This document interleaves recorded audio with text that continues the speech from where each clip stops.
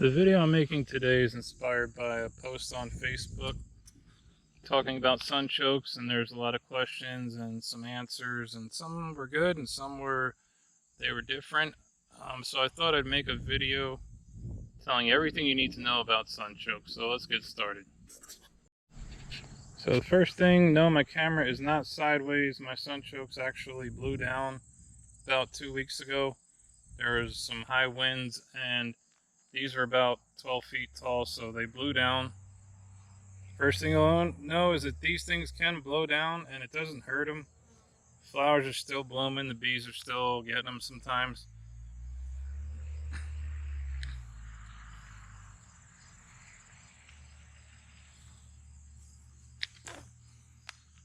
There's still enough root material attached into the ground so that they can get water and still stay healthy, because it's not quite ready to harvest yet.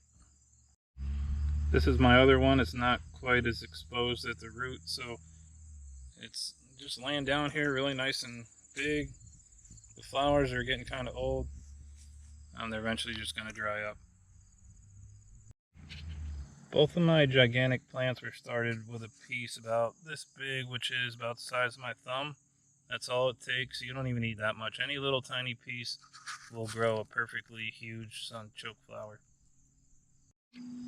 As for the best time to plant sunchokes, it is as soon as you get them into the ground. They do not last out of the ground for more than a few days. They shrivel up and dry up. So if you have to save them for any amount of time, you want to put them under some soil or sand that's a little bit moist, and that'll keep them from drying out. Regarding whether they can be invasive or not, technically they can't really be invasive because they are native to the United States, and in their natural habitat they just don't become invasive. But they are aggressive spreaders, so mine I plant out here in the middle of the yard so that they can't really get away from me. If I ever just want them not to be here, I'll have to keep mowing over it like every few days to make sure I keep cutting them down until they finally give up and stop growing. For me, the best time to harvest them is after the top part of the plant, this whole big green part here, dries up and turns brown. And then you just lift them out of the ground. They come out really easily. The roots don't go much deeper than a few inches. That's why they blow over so easily.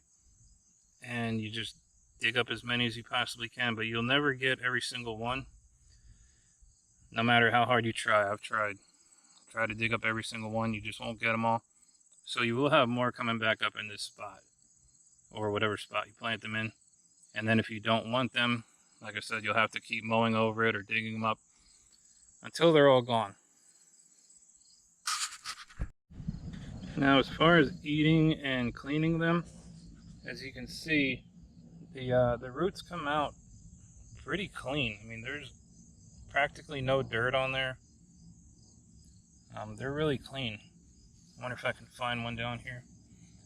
I have another video that I will link up in the corner right there.